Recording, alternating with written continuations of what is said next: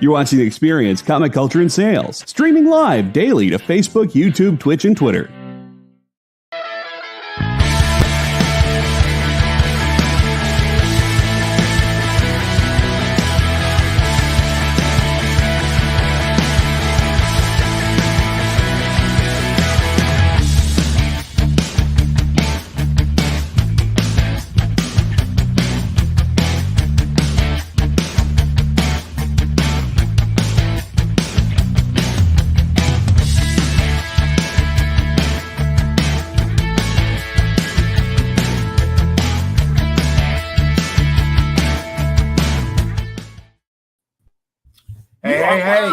We are running a little late today. I apologize. Yeah, that's us. Rockin Robbie was ready on time. Yeah, he was. He was. His hair was all coiffed. Everything was good. Yeah, everything's perfect. Did you see everything on Facebook and Instagram? He's like hobnobbing with people. He's at cons. You know, he's on the red carpet, high-fiving people and stuff. So how was the con, Robbie? Tell us about it, bud. Oh, the con was fantastic. And to those out there who didn't know, I was at Heroes Con in Charlotte, which is my favorite convention because it's solely comic book creators. It was great. I got to meet a bunch of cool people, got to re-meet a bunch of cool people, hang out, talk comics, drink a little, party a lot. And it was super, super fun. It was the best one yet. Best con experience of my life. It was great. That's awesome. There were a bunch of people when I was at ATX TV 2 weeks ago. I actually texted Robbie. I'm like, dude, are you in town? Because there's tons of comic book people there, and they were promoting like 5 different cons, and one of them was Heroes Con. A bunch of the people I talked to were going to Heroes Con. They're like, are you going to be in Charlotte next week? And I'm thinking, maybe I should be in Charlotte next week. Have you ever been to a Heroes Con before? I have not. I have not. I need to. It's so much fun. The first I was supposed to go to Heroes Con in like 2019, and I wound up going to Dragon Con again. I've been to Dragon Con a bunch of times. Dragon Con is a lot of fun. Atlanta's kind of a cool town or whatever, but I hate the traffic now. Dragon Con is becoming like Comic Con in San Diego, where if you're not staying in the hotel or one of the hotels where the con is, the traffic and the transport is just, you know, Uber, Lyft, whatever. It's brutal. It's just one of the things I like about Austin is it's really like on the small, it's on a small side. ATX TV is television, comic books, and that sort of stuff, right? RPG, like, but it's really low key. You know, they have stuff in different locations. The lines are short. Food is great. The bars are terrific. You get to see stuff that Atlanta's a great town as long as you don't have to drive anywhere. Well, that was my thing. Like the first time I went to Dragon Con, just through happenstance, we stayed at the hotel where the majority of it was, and it was great. Then I missed a year, and then the next year, buddy's of mine, like, I'm going to take care of this, whatever. You know, he was turning like, 45 or whatever, blah, blah. It'll be great. It'll be great. And he gets us rooms, and they were nice rooms. It legitimately took us over a half hour every day to get from our hotel to that hotel. And the Uber drivers or whatever they were still relatively new, but they were just like, rideshare people were like, it is what it is, man. And I was just like, and I'd look at him like every day. I said, I'm sitting here in traffic, and this is terrible. Oh, we got to understand Atlanta's a happening town. And I'm like, I think it was 2019, maybe. I was looking at Heroes Con. I like Charlotte. Charlotte's a cool town. And I said, maybe I'm looking at Heroes Con, but everybody's like, let's go to Dragon Con. And I knew I shouldn't have, and I went anyway. And even though I stayed in a hotel across the street from like the main con, the crush of people now is just, it's a lot to deal with. Yeah. Especially if I'm not in San Diego. San Diego is like one of my favorite cities in the world, actually. And I'm willing to put up with a lot to be in San Diego, especially like, if I find a Bayfront suite at the Hilton or something. But some of these other towns where like Atlanta's a good town, but your traffic's killing me. Right. I'm probably not going to be back to Dragon Con. Nothing against the con. Everybody should go check it out at least once. But at my age now, the traffic is just like, I can't. All right. So shout out to, let me see who's in the house so far. Got a shout out to, oops, hold on. And this laptop is really getting crappy. And weird, easy go lucky, CJ, what's going on? Lyle. Okay, so you got You got some snow. That's so weird to hear at this time of year. Let's see who else we got. Who got snow, Lyle? Yeah, well, Of course he does. There's snow like every day of the year. Well, he just put up in the chat like 4 feet. Like, you know, he lives 4 like feet I of Station snow. Zebra, like 3 houses down. Station Zebra. TJ, what's going on, man? And let me see. Yeah, Marcus, that's right. San Diego is a much bigger, longer show. Yeah. So you know there's stuff you're not going to do, right? When you see 3,000 people standing in line for 48 hours to get into Hall H to see Doctor Who, well, you got 2 choices. You can do that, or you can do a bunch of other stuff. Right. But you know you're not going to get to both sort of, you know, it's just not going to happen. And weird. Hey, Jay, are we freezing up again, buddy? No, I just Y'all are spluttering a little bit, yes, sir. Oh man, are you kidding me with this? It's I time for really- a Comcast rant. I think it's time for you to. I think it's time to upgrade to that Commodore 128. I think the 64 maybe. is. I think the 64. I think that Commodore 64 is done, man. The Commodore So 128. how do we look, Robbie? Y'all are fine. I mean, it's not as bad as it could be. So I just. Hey, that was a huge upgrade at the time. What's that? what? I don't know. What'd You you were say? stuttering. I'm sorry. I couldn't. Right when I told you guys looked fine, you No, started what stuttering did you again. say? It's not as Oh no. well. Maybe it's the internet connection. Who See, knows? we're gonna have to do rant sections, right? And I think what we'll do is we'll have a special section with graphics, and we're gonna call it the Big Wang Theory. And you're just gonna kind of do your I thing. like that. People are going to be I like expecting a that. different So, type of show. All right, to call it somebody. No. So I'm assuming, being so busy at HeroCon, you did not watch The Flash. No, I did You, not go and Robbie. see The Flash. No, he said he hadn't seen it yet. Okay, I missed No, that I haven't part. seen it. Okay, Y'all so are a you little have not bit. seen it. Y'all are a little To bit no behind one's me. surprise. All right, and you're blinking in and out. This is really getting to be a problem. You probably wanna Every do this. single. Oh my god, I'm so tired of doing this. All right, so Jay, we are gonna attempt to close down StreamYard and open it back up. All right. Alrighty. Maybe you could do it on an iPhone 4, so it'll be like a high level technology. Yeah, probably right. And Jay? use a free AOL CD around here somewhere. Time to reboot. You got it, Edward. All right, here we go. All right. Well, it's just me. So yeah, Heroes Con was awesome. If you've never been, you should be. Lots of fans of the channel were there, so that it kept getting stopped and recognized. A lot of the creators I know, and some I didn't. Now I got to meet them. Got to have great conversations with people like Ed Piscor, Jim Rugg, Liana Kangas, John Lees, Alex Cormack, Trad Moore. Me and Trad Moore had a great gripe session about Marvel's Treasury Edition reprint policy because they don't like to keep books in print. Lots of cool people. Noah Van Sciver. I'm going to be forgetting people. Jay Lee. I finally got to meet Jay Lee. Got him to sign my Youngblood Strike File #1. He cringed a little bit, just a little bit, but it was super fun. It was a great show. And I wound up, instead of a hotel, we got an Airbnb in this like super ritzy apartment building that was ridiculous. And it was like everybody in this building was the most beautiful person I'd ever seen. And it was amazing. It was great. Yeah, and if you're playing the name drop drinking game, good luck. So you did not have the best hair in the building, is what you're saying. I would say that the best hair in the building was a toss-up between me and Trad Moore. Trad Moore has lusciously long hair. But I didn't go up and sniff anybody, so I don't know how people were smelling. But yeah.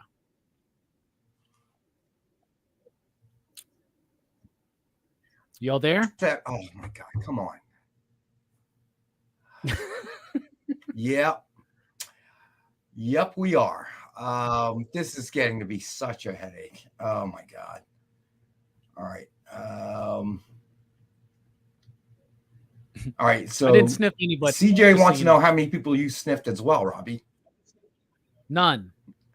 Well, you're still here, so I have to imagine you're not in the you haven't been arrested, so I imagine you did not sniff anybody. So that's a good thing. Yeah, we did not get arrested. Had a great time. And yeah, you got to ask for consent before you go around sniffing people, Yeah, well, you were going to video that, right?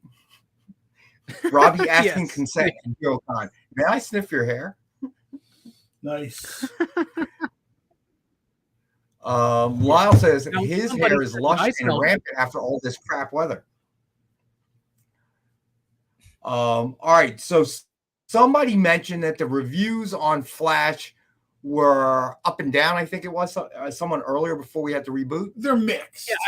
From some people, most people were telling me that they didn't like it, and then a lot of people. Then today, I started hearing people say they did like it. But one thing's for certain, it did not make money at the box office. This is a flop. It's gonna not make any money. It made like 55 million. It made less than Green Lantern did, y'all.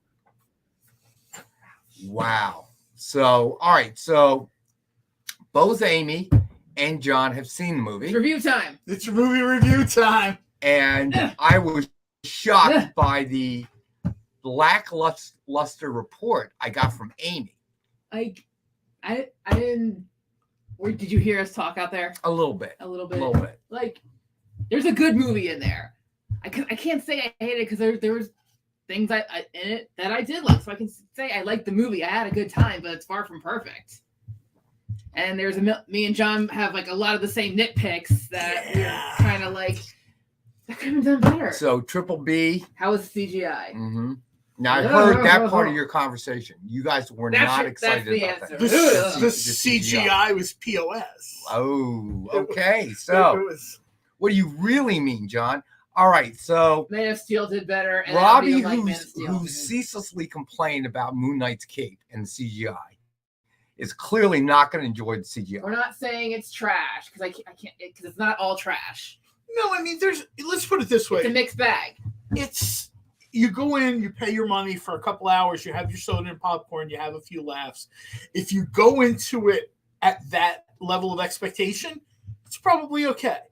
So when you are sort of aficionado of comic book movies, you've been in this for a long time, you've been seeing this, someone like in our age group that saw like Richard Donner's Superman in a movie theater, and now you're going in and seeing this, you're like, okay. So easy go lucky. They did keep that scene in because I heard the two of you talking about it. The baby's in a microwave so it can be protected from open flame, and then he takes it out once it's saved.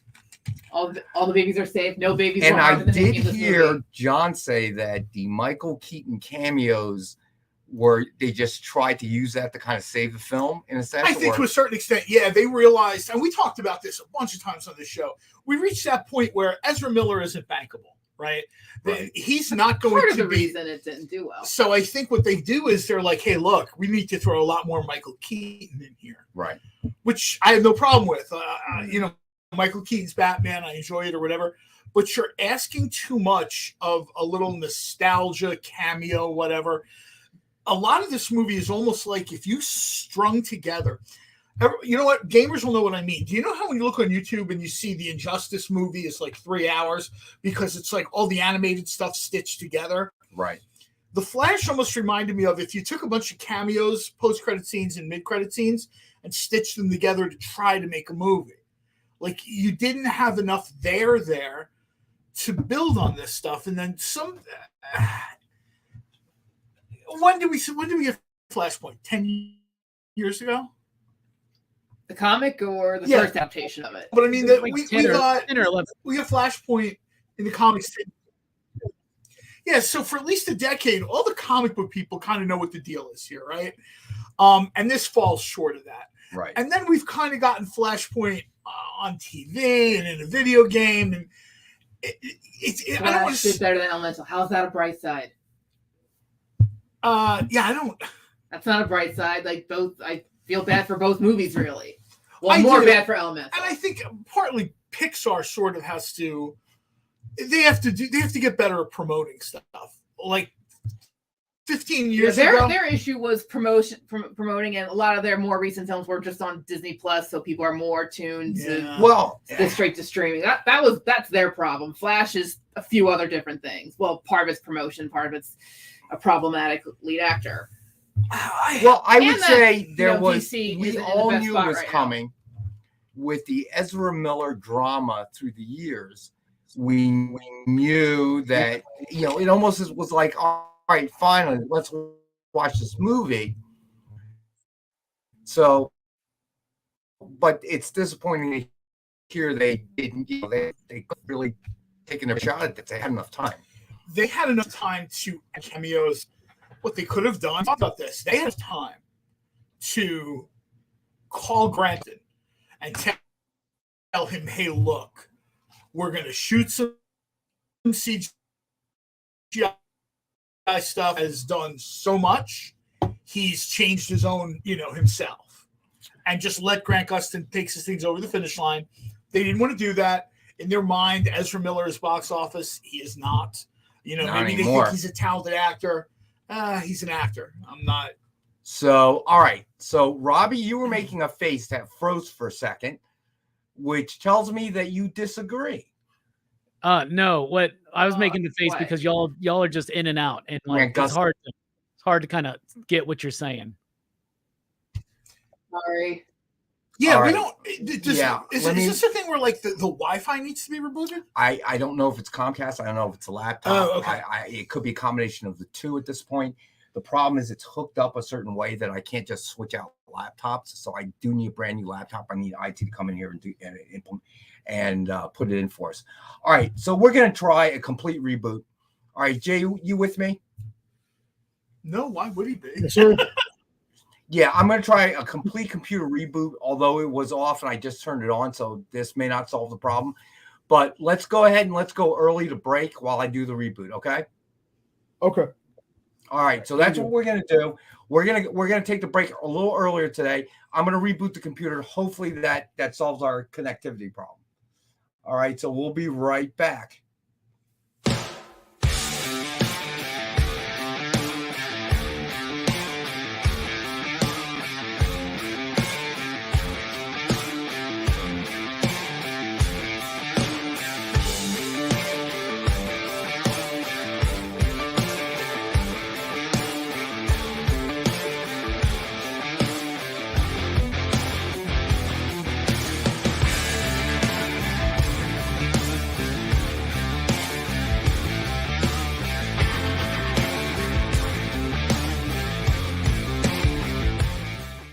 Did you know that every experience show, including some exclusive content, streams on Twitch? Check it out, twitch.tv/the_EXP. Or just scan that QR code. Do you remember what it was like when you were a little kid and you got a letter in the mail? Now imagine that letter was filled with information about your favorite shows, pop culture questions, links to things you're going to want to see later, and even sneak peeks at upcoming programming here on The Experience. That's what the EXP mailing list is. Every week, we send you sneak peeks, information, and all of the relevant links for all of the shows you want to see. Sign up now on our website or scan the QR code that's on your screen right now.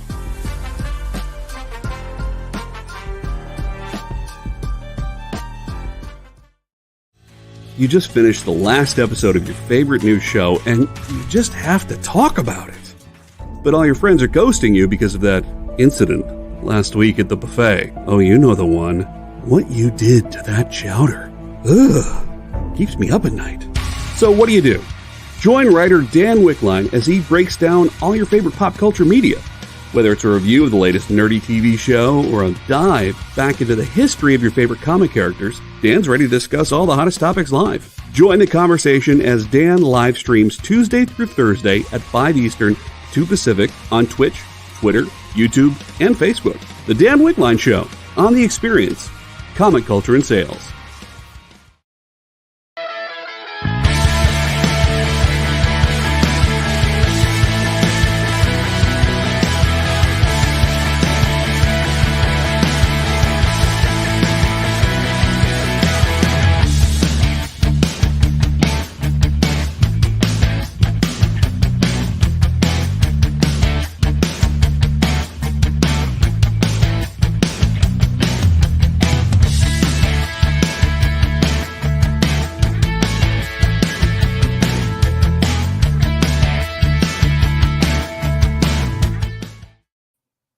All right, hopefully this works. Were you? Oh man, You're I good don't so know. far. How So do we far, look, so buddy? good. All right, you're freezing up a little bit from our end. So, all right, Easy Go Lucky says the Namor actor is in trouble too. Is he? Namor Yeah. actors in trouble. Kang actors in trouble. We haven't heard anything on them yet. Like we What don't know did the what like, Namor final actor do? verdict- I didn't hear about this. assault. Like assault. It's the same thing. This idea of what constitutes assault. What's what are you doing? What are you? There's just certain stuff you should never do ever, but you really don't want to do it when you're under a microscope. Yeah, for real. You know what I mean? Like I said, it's not like it's okay if you're not under a microscope, but it's just it doesn't. You can't. Well, I'll put it this way: you can do something like that and maybe hold on to your job at McDonald's flipping burgers. You can't do something like that and be a linchpin in a multi-million-dollar project because they're like, no. So that's not good. Yeah, well. And I know we're supposed to have this. Oh, there's two sides to every story. No, man, I don't want to hear two sides to the story. Vet people that are better than they go out, they have 19 shots, and then they lose their minds or whatever. Right. Apparently, the person was saying that Jonathan Majors is like constantly drinks. I don't know if that's true or not. You know what I mean? But so, well, that I had not heard that, so that's unfortunate. Well, it's one of those things where you don't know if it's true, but it's out there, and people who've worked with him previously have said, he can be a handful. You have to read between the lines a little. Well, the problem is when something like this comes out, people dig, and then the other things start to come out. Exactly. People are like, oh, okay, well, he is like that. Oh, he does do that. And then that's when things kind of go south. And they got to start burying criminal complaints and civil suits with cash and this and that and blah, blah, blah. This happens. The same thing happens in another one of the things I absolutely love in life is professional wrestling. If you're on the bottom of the card and you do something like that, you're fired. If you're in the middle of the card, as long as it isn't too severe, they kind of bury it, especially if you're a company person. If you're in the main event and you've got like assault charges and stuff like that, you got to go. Suddenly you've blown out your knee and you disappear for 6 months. No one is going to put $1 million pay-per-view on the line, 7 figures in income, because somebody can't stay sober, stay straight, stay whatever, you know what I mean? But like behave themselves. Right. Not try to get into the airport with a gun and any of this other kind of stuff. It's just Eddie's comment's very true. Yeah, but you know what though? I gotta say this much, okay? To address, hey, Backwoods, what's up, man? I gotta address what Edward's saying, okay? To a certain extent, a lot of what's happening becomes an issue of a lawsuit in the court of law, okay? There's no question in my mind, and I think really what brought this kind of to the forefront of late has been the whole Johnny Depp thing. Mm-hmm. Okay, look, he may have won, and the accusations he made about her may be true, but it doesn't. It's kind of like whataboutism. It doesn't make what nobody she claims there. right. It's not to say that what she claimed about Johnny Depp wasn't true. Okay, that he wasn't a drug addict, that he wasn't violent. Okay, and things of that nature. Now, that became just a battle in court, litigation. Okay, to me, they definitely should not have been together or married. When somebody says innocent until proven guilty, that's cute. And that's what happens in a court of law. Y'all are freezing again. In the court of public opinion, no. People decide and that's it. I don't think this is going to happen. All right, we are back. We are not back. We may be back. I don't even know. At this point, I think Jay is just doing the thing like he's just throwing the switch back and forth, which would be hilarious. Yeah, Jay, you may be right, my friend, because this is going in and out. But we will continue about the movie review because it sounds like that Flash was not what we hoped it would be. Clearly. I was very excited about the whole Michael Keaton thing. But it sounds like he's still good at it. I know, but now it sounds like that's it. You know, if I watch clips of Michael Keaton in the movie, I'm good. CJ Design, you are not back. Now, some people really did like it. Like Spilio was talking to me earlier, and he really liked it. All right, you know what? Let's get a couple of books out there. All right, and I do Oh, Y'all just got sorry, really. you're breaking up real bad, boss. Talking about bugs. We might want to reboot the router and everything. You might want to try that. Reboot the building. Yeah, reboot the building, shut it down, and turn it back on.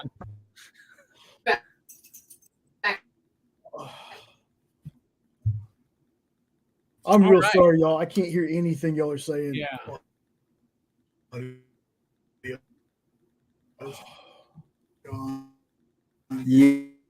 Yeah. This is really bad today. I don't know. Oh my goodness. Laptop. All right, man. I just came over for my comics. I'll see you later.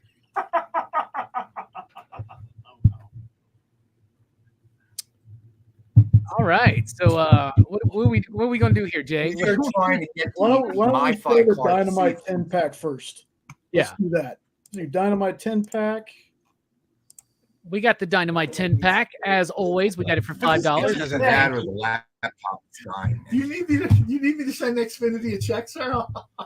Because we're not noticing any problems during the day. I think it's part of it, maybe the laptop. I think this whole thing is just ready to kill. Well, I think Jim's in his office watching cartoons, and that's probably not helping. Jim's in there watching Huckleberry Hound. Wait a minute, now we're losing people. Well, I mean, they probably figure if the show's off the screen, then turn out the lights, the party's over. Let me try to switch over, see if that helps. Great conversation. I'll catch you all in the next show. Yeah. Switching over. It is what it is. It is. What are you switching over to, Rex? Let's try to switch over and see if this works. They're not getting us at all? To a MiFi card, my friend. Okay, good. There's only like a 30-second delay on that one. So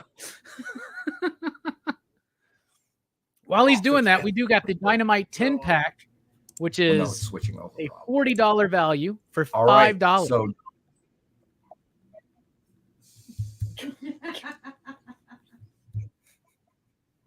you should maybe see if IT can do whatchamacallit, like some kind of diagnostic, and see if the laptop needs to be, if the software needs to be updated or something.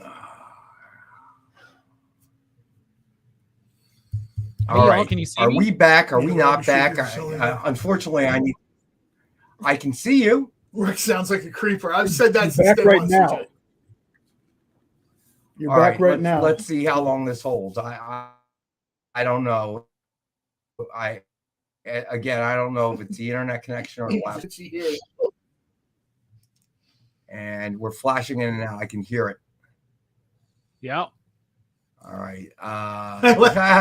Rankin Bass. That's good. And Rudolph will be on right after this. Put one foot in front of the other and Marcus. Yeah, that's right. It's So the good thing is we are slightly better than the Flash CGI. Not by that much. Oh my Lord. All right. So what do we got the Dynamite 10 pack, right? You guys did that, right? Yeah. Yeah, we kind of did that. All right. You kind of did that. All right. You know what? At this point, let's throw out the cover sketches because I don't know how long we're gonna have here. All right. So, Jay, we're going to the Transformers versus G.I. Joe first.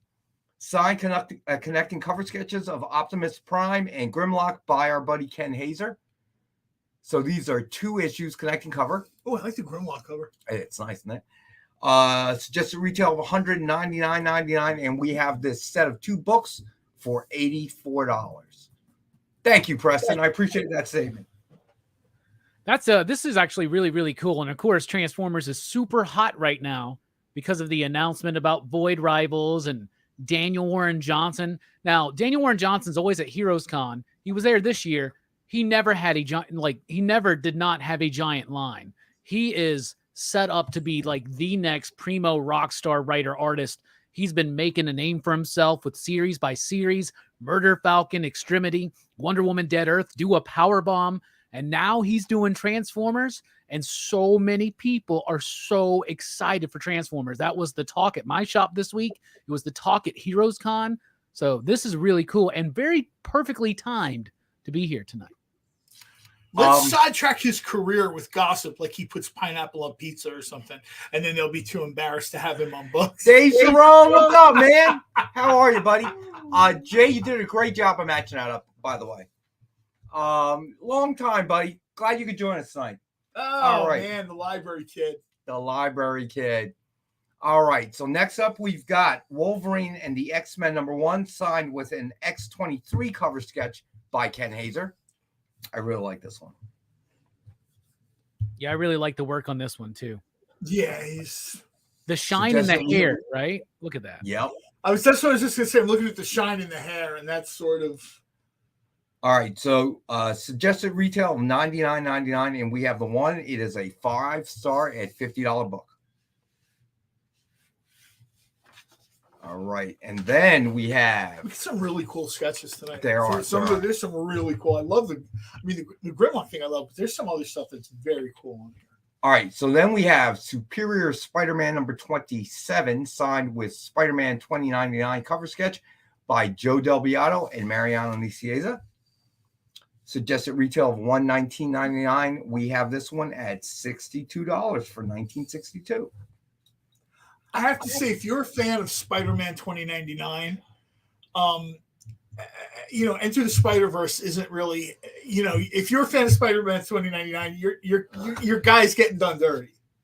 I mean, they're making it very hard for you to like this character. Maybe in the second half of the movie, things will turn around a little bit, right. But it's not.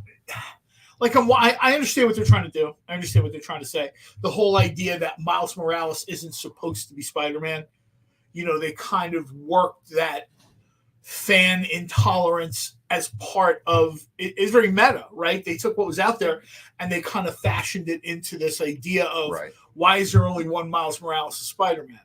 Oops, not supposed to be Spider-Man, right? But Spider-Man 2099 is, first of all, grossly overreacting, and second of all, there are too many others who just stand by and do nothing while he goes off the rails. And I just, you know what I mean? I have a problem. You're going in and out again, John. Like certain versions of characters, especially if you read Spider-Verse comics, 2099 thinks he is. All right, I really like this. I really like. I seriously think that oh my goodness. There would be nothing wrong with telling him sit down. I'm not kidding. I mean, wait, weird, really? Yep. Yeah, I'm sorry, guys. Y'all are. Yeah, I don't know what's going on. Skipping again. Robotic. And I can hear every other letter of the word you're saying. Oh, yeah, man. What's up? To the guys are freezing. Someone just walked in and be like, "You guys are freezing." That Spider-Man sketch is cool. Kind of has that really cool futuristic kind of approach that you need in Spider-Man 2099. Now, of course, I still haven't seen Across the Spider-Verse or The Flash. I'm falling behind, so I need to go apparently watch The Flash first and then Spider-Verse, because you don't want to do a double feature and have the worst movie in the beginning. But I absolutely love this. That's what I was going to say. Absolutely go see Flash first and sort of, it's like eating the vegetables at the beginning of the meal. All right, let me choke these 6 pieces of asparagus down, so I can enjoy the rest of my dinner. Yeah, exactly. That's exactly what it is.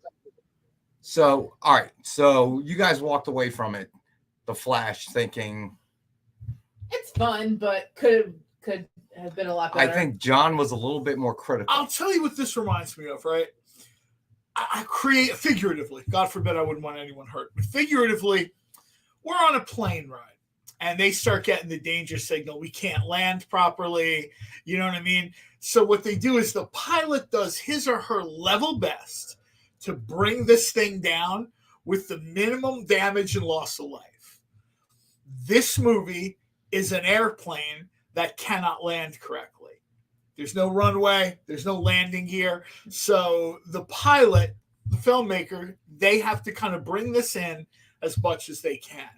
The truth is, somebody called this movie the final nail in the coffin of the DCEU. And that's exactly what this is. I know we're supposed to get an Aquaman 2, and we'll see. I'm not 100% sure we're going to get that. Well, with everything I've been hearing about Aquaman 2, they might just want to shelve that one too. And one thing that the performance of this movie, now, if you remember, I thought that this movie would do well because I thought that the nostalgia factor of Michael Keaton returning would be like a big driving force, and it was getting people excited, but obviously the numbers aren't there. It does show that they are in dire need of somebody like James Gunn to come in and do a reboot, do something to bring some excitement back. Because, I mean, we can sit here and debate whether or not it's the James Gunn announcements that have done this, but the average person doesn't really keep up with movie news that's going to happen in 2 years. You know what I'm saying? So I think there are people that don't even know who James Gunn is. Yeah, you're absolutely right. I bet there's people that don't even know the audience has given up on DC right now, right? They don't care. They don't really want to be there. The movie's not doing great. That's part of the reason, like, because people are kind of just over it. It's coming on right after Spider-Verse. You know what I'm saying? Then we got this Mission Impossible movie coming in. It's probably going to do really well. It's going to get buried, and it's going to be one of the biggest disappointments financially that they've done, I think, because they've spent a crap ton of money on this movie, all the delays and post-production and reshoots and everything. And this movie is like a hockey game, right? You're at a home game. I don't care who your team is. They're down 4 goals, and we got about 8 minutes left in the third period. All right. I'm going to head out to the parking lot. I'm disconnected, especially if your team isn't like a top-level team. You know your team isn't going to score 4 goals or more in, 11, 12, 13 minutes, because if they had that ability, they would have done it 2 periods ago. Your team is getting blown out. At that point, I finish my beer, I get up, throw my stuff in the trash, and I'm out to the parking lot. And that's where you get those scenes when ESPN is trying to hide the fact that half the arena is empty. Same with the NBA, same with any big sport. And this is the thing here. I went to see this movie Thursday at 3 o'clock by myself. Now, granted, it's a Thursday afternoon at 3 o'clock, right? I believe that's the house we saw it in, the RPX house, seats 160. There were 20 of us in there at 3 o'clock. How many? 20. Wow. I could look around. There were so few people I could count because I always like to sit in the back. I sit in the back. I've said this before. My favorite seat is I sit between the 2 special needs areas where they have 1 chair. So I'm sort of all by myself, almost like in a box seat, right? I'm looking and I'm watching people come in. Then a group of 4 or 5 people come in. They turn around, they walk right back out. They're all employees. They're all being trained. It's the manager and a bunch of new hires. So I count and I'm like 13, 14, 15. I count myself, but we've talked about this before. I don't know how well you can count somebody with Regal Unlimited. Like, right. like how do you, true. All right, maybe you count me the first time, but did you count me later that night? Did you count me the next day with my, I think that they really needed to hit the mark this time around. Especially, I don't know if they saw a mark. This is how far off they are. I don't even know if they saw a mark. I agree with you that they had to hit a mark. I don't know if they saw or at least I don't know if they saw the same mark that everyone else is seeing. I really don't. I think that, well, all right, at a risk of being controversial, I think that shelving Batgirl was a bad plan. Okay. Oh, yeah. I think that could have built, all right, with a first Michael Keaton appearance, could have built with, built some excitement over the Flash. People were disappointed when they shelved it. And now you tell everybody, oh, well, we're keeping it because it tested really well. Apparently not. Okay. I'm talking about the Flash. You're losing viewers. No, we're losing viewers because we keep flashing in and out, quote unquote. Viewers? Oh my God. Unfortunately. You're not flashing in and out. You got what I did? You saw what I did there, right? Yeah, right? Okay. Yeah, but I don't know if it's the old laptop plus the internet issues, a combination of the two, but hopefully we'll stay on for a little while. Meanwhile, everybody, Wednesday, Pick Up Victory by David Walker. There we go. Did everybody see that, by the way? On Wednesday to Pick Up Victory? I just want to make sure. I'm never sure if we're on. Yeah, we saw it. I think we have Scar this week. Mm-hmm. There's, as you saw, Victory this week. There's something else I just saw as we walked in here. Deja Thoris. Is more this week. Yeah, there's Sweetie, Candy Vigilante, with a great incentive from Joe Simcoe. It's the Garbage Pail Kids incentive. It's really good. There's some really cool stuff this week. I mean, of course, we'll talk more about it on Wednesday, but Right. yeah, you go to the comic book store, go check out the Dynamite stuff this week. There's some very there's a cosplay cover of Victory that Alicia Marie does, and she is so excited because we have cosplayers that bring people to life, characters. This is the first time she's brought a Dynamite character to life at this level. Right. And she's super excited. I was talking to her a little bit about it on Twitter. She's all giddy about it. I mean, like I said, we have, Rachel Holland, Ireland Reed. We have a ton of characters that, they get recognized as Red Sonja or Vampirella or whatever all the time.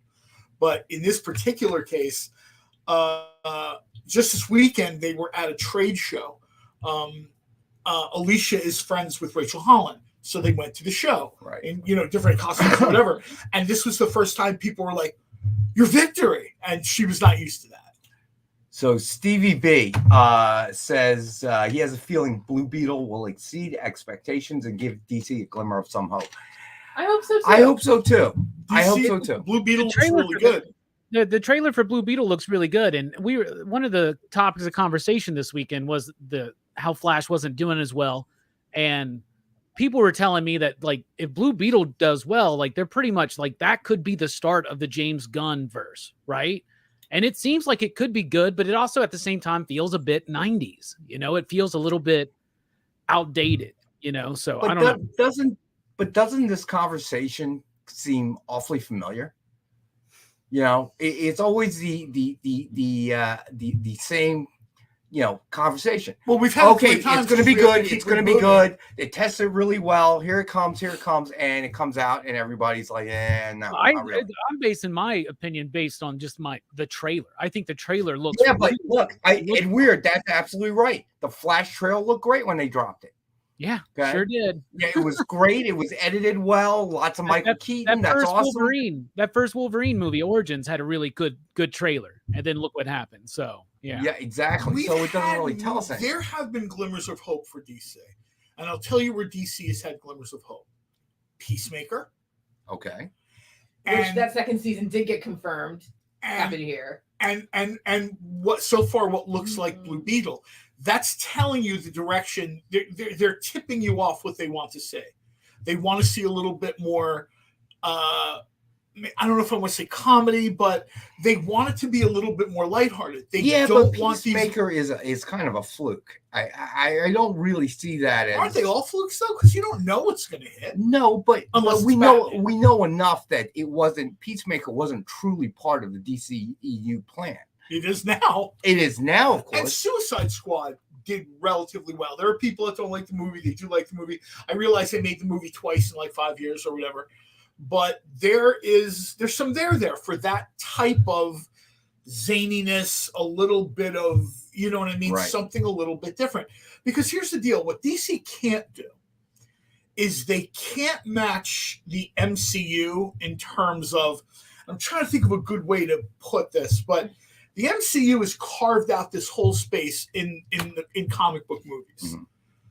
Mm-hmm. Yes, and you can make the argument they're still living off some past stuff. They haven't quite cut their. I wouldn't argue any of that stuff, but they've kind of carved out. When you go to the movies, most of the stuff you're seeing from Marvel is good. Right. I heard this that Ant-Man and Quantumania was terrible. I have seen that movie, I think, 12 or 13 times. There is not one person in that theater who is not laughing and clapping and cheering as the movie's going on. Not one. I don't know what they're talking about. I saw that. It wasn't a bad movie in that sense, but I felt it was disjointed. There were too many stories they were trying to tell.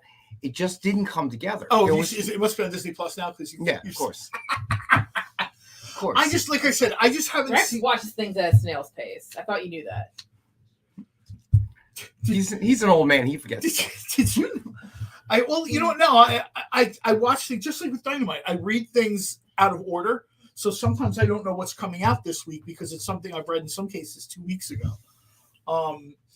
Ant-Man. people, have problems with it, whatever, blah, blah. Everyone cheered when they were supposed to cheer and laughed when they were supposed to laugh. The movie hit its marks. I think the DC people are tipping you off to this is what we like. And for the longest time, they just decided, no, we're going to have Superman snap somebody's neck. We're going to do this. We're going to do that. We're going to have this grim and gritty stuff. People don't want to see that. You can do Batman in a solo movie, grim and gritty. But you can't drag all the other characters into it. Well, I got to tell you, I mean, I liked Ant-Man. I don't know. Shazam, I had such really low expectations. I grew up like a half hour from here. I love Ant-Man. Well, I'm not saying I'm not saying it was horrible or in that sense, but I also kind of feel like it misses its mark because it just, I don't know, the background was a little too messy. It felt a little like Avatar and Matrix and Star Wars they've shifted Ant-Man around. Keep in mind, the first run Ant-Man movie is a heist movie, right? Mm-hmm. It's that part of the Marvel universe that, it's a heist movie. It's Ant-Man. Mm-hmm. And then the second movie, you sort of get the expansion of, you get Wasp, who's very cool. You get a little bit more stuff. Then they take this, I hate to use the term, quantum jump from a lower level, street level type thing to now we're in this other universe and we're kicking off the next big Marvel thing, which is Kang. I understand that the filmmaker for Ant-Man wanted a better villain. Corey Stoll as Yellow Jacket, just terrible, awful, terrible. He wanted a real villain. And there's a way you can give him a real villain without giving him Kang. That was too big of a jump.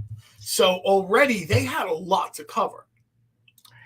I don't know. I think once you take Ant-Man and Wasp out of the real world and you put them in the multiverse, I think that, you don't get to see him be Giant Man. You don't get to see him shrink down in a normal world because nothing makes sense. Everything is a kaleidoscope of colors. So it takes away the uniqueness of their power in a very real sense, I feel like, right? So I think that they lost me there and too much time in the multiverse. And I just... The limit of where Ant-Man should be, and I said this when I was in Austin, we were all talking about this, should be in Civil War. That should be the max limit for Ant-Man. Right. Anything beyond that is where you kind of need characters like Captain Marvel. And I understand they're calling it... Like one premise that didn't make any sense to me, okay? Janet Van Dyne comes home and doesn't tell anybody all this other crap happened. Like PTSD, she's not ready to talk about it. Yeah, come on, dude. Who she should have told. I could understand she didn't want to tell her daughter. And I could understand she didn't want to tell Scott, because let's be honest, she doesn't tell her husband. That's a little bit like, wait a minute. Why did you not tell your husband there's this incredible sub-universe down there? Right. I agree with that. Friday, just to let everybody know, we're doing a show mostly talking about... Why don't you show that? We can't see that. I will. All right. Mostly talking about John Romita Sr. Okay. But, Amy, wow. See if you can print out the email from Alex real quick. Just the image. Did he just send this email? Yeah, a few minutes ago. So, John and Stan came to the Dynamite offices. I've got a bunch of John Romita art, but this is one of my favorites because he actually drew this and personalized it for me. Remember the Marvel 30th anniversary holofoils that were framed that Stan and John signed that we sold on QVC? I do kind of remember that, yeah. Stan flew in to do the signing. Okay. And he was hungry. And I said, Stan, I'll order you for some food. He's like, no, I saw a Burger King down the street. I'll just go get something there. I said, Stan, that's 2.5 miles away. He's like, good, I need to walk. He walked 2.5 miles to Burger King to get his own sandwich. So we'll be talking. If Janet tells Hank may want. I am not selling this, Marcus. I am showing it on Friday. I'm not sure we're going to sell anything on Friday. You may get bored to tears listening to Nick's stories about Stan and John Romita Sr. We'll start the bidding at 400 quadros. No, the show on Friday is going to be with John Romita Sr. So, John, I asked him, I had the Stan Lee signed piece. Would you mind doing a signature for me, and he said, "I'll do you better. I'll actually give you a sketch too." I was like, "Whoa!" So That is pretty cool. That's awesome. yeah, There's just something about that when a creator says, "Let me do a sketch or something for you." It takes that extra time. Marcus. Actually, you know what? If I do sell the John Romita markers, actually all that money goes to Virginia. So sure, I'll offer the markers because that's all Virginia's money. Oh wow! This is the best image, the only image we can find. Stan's signature right there. And where's John's signature? Oh, John's signature right there. Can't believe. Wow, selling. I'm getting my first check on Friday. Oh my God. Maybe I'll bring some Romita stuff for sale. No Romita shirts, unfortunately, Marcus. I'm sorry. There's no way Nick's selling that piece, though. I'm Yeah, I telling you can't. guys straight up. No. I'll tell you right now, Nick sells that. We know he's a scroll. This. That's a good one. That's a scrub good or one. a scrub. That'll be fun to talk about on Wednesday because the show drops on And you know, Wednesday. I actually have to put this somewhere safe because you can tell I had this out in the light and it faded a little. So, Well, considering how lovely my Green Hornet collection is, you know it's not safe? Your office. maybe I should sneak one more thing. I know you're going to laugh. All right, I'll sneak one more thing in. All I right, say so this Nick's is going to a- be right back, but let me throw up the last cover sketch of the night. And I'm probably going to bring these up. I didn't see Ron in here tonight, so I'm probably going to bring these on Wednesday. And we've been in and out, so I don't even know what people are seeing. So Hulk #1 signed with Doctor Strange versus Dormammu cover sketch by Joe Del Biano and Mariano Nicieza. I love Just the at mask. retail. I love the mask Doctor Strange, man. That's like a forgotten version of that character. Suggested retail $129.99, and we have the one for $64 for 1964. All right, and so a lot of this stuff is probably going to flip into Wednesday's show because of the rather spotty kind of reception we're getting here. I'll tell you right now, though, I would absolutely, whoever the office manager or whatever, you call Comcast and go, hold on a second, we're paying you for this. Dude, it does you no good. Dude, they have a stranglehold. You know this. You live in town, bro. They have a stranglehold. If it wasn't for the 5G internet now, they'd be treating you a whole lot crappier than they are now. You know what? You just bring that purple thing from home that you got, that T-Mobile thing, and just stick it up. It's set up in my house. You know how many wires I have to disconnect? I ain't disconnecting no wires. How did this not get claimed already? John's trunk is the safest place. Because we don't know if people are seeing it or not. Yeah, I'm a little bit concerned people aren't seeing some of the images. No, y'all are clear right now. So We are. Thank you. And Ron's not in the house, unfortunately. Mutant X. This is that's cool. This is Spider-Man saving Gwen and Green Goblin's neck snapping like Gwen's did. Oh, that I like. Now, a lot of people don't know this. Us old people do. Remember the famous cover to Spider-Man 50? I have the actual production stat. John did not want this to be the cover. John wanted this to be the cover, the first page. He wanted to redraw. They worked with AT&T to mark out territories. Yeah, they do, Marcus, actually. This is what John wanted for the cover. So Stan wanted this. John wanted this. Stan did end up winning. This actually is the production stat that went to the printers. Curtis Way, which was Curtis Printing. So when we were doing the lithograph, John, I wanted to do this as well. I kind of like John Romita's suggestion, to be honest. I like John. Yeah, I really like. So I when do we too. did That's an iconic cover for number 50, but that's an iconic image with the Yeah. trash can and the costume. Yeah. Yep, that's why John insisted this is the lithograph. Nice. So colored by Jose Villarrubia. So it's kind of cool to own the printer stat to number 50. You got the letters glued. This was to show Stan and production what it would look like.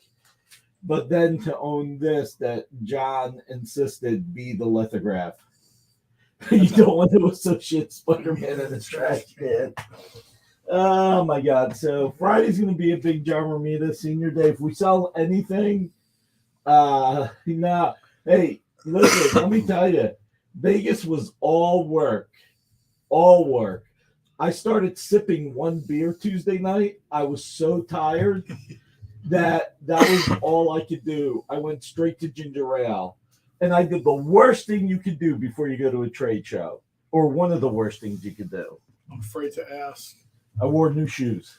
Oh, yes. I didn't like my old shoes. I had these comfy Skechers. I was like, ooh, these are going to be nice and comfy. not so much. Oh my God. That's something from the culinary Painful. business. You never wear your new clogs. You like, don't on wear new Saturday shoes night. to go to Disney. Yeah, no. Or To any a trade convention, show. any place that you know you're going to be doing a lot of So, walking. They were killing me. And then on the last day, I was like, my feet didn't even fit my shoes anymore. I had to take my socks off for the day. And it was even worse. But I literally wanted to start saying, oh, I'm a naturalist. I walk barefoot. Dude, you gotta break them in like a couple of months before Yeah, you I plan to know. go on a So long if Las trip. Vegas was A lot all of work, walking. are you ready? Yes, rookie mistake, CJ. Edward wants to know if you were wearing Santa The pants. Santa pants. No, That would have fixed it. If Las Vegas was all work, do we have a release date for the Vampirella animated series I asked you for in 2016? I'm sorry, writer's strike. Writer's strike. Sorry. That's a good one. That is a good one. All right, you know what? That might have been one of the first things I asked Nick for, like at a like the Dynamite panel. when we Hold came that out. thought. We're gonna go to our next break. We will be back in a couple minutes, hopefully. Programming on the EXP is made possible by viewers like you, or your local comic shop, or that Kickstarter you backed, or the publisher you like, or comic industry professionals who want to share a message with the world. Really, anyone who wants to advertise with us can. If you're interested in seeing a product you know and love, or are creating, or are publishing, or are involved with, advertised here on The Experience, and having your message shared with our viewers, please reach out by scanning the QR code below or visiting our website and using the contact form. What if Hans Gruber from Die Hard had to battle the Joker from Batman the Animated Series in a dance battle? Or who would win in a race between Baby from Baby Driver and Snidely Whiplash? If Austin Powers and Shrek found themselves in a hot dog eating contest, who would emerge victorious? These are the questions we talk about on Nerd Killer Warfare. Debate the most absurd questions you've ever heard in popular culture. Register now by scanning the QR code or visiting bit.ly/EXP casting. To be continued. 3 little words that hold the secret to the next great story. 3 words that will thrill you, confound you, give life to new possibilities. Every variation of To Be Continued is a promise of adventure, a promise of excitement, a promise of unseen wonders and unexplored worlds. A promise that every issue you read makes you a part of a never-ending journey. And behind every page, there will be an unopened door waiting for you. This story to be continued at your local comic book shop today. Visit comicshoplocator.com today.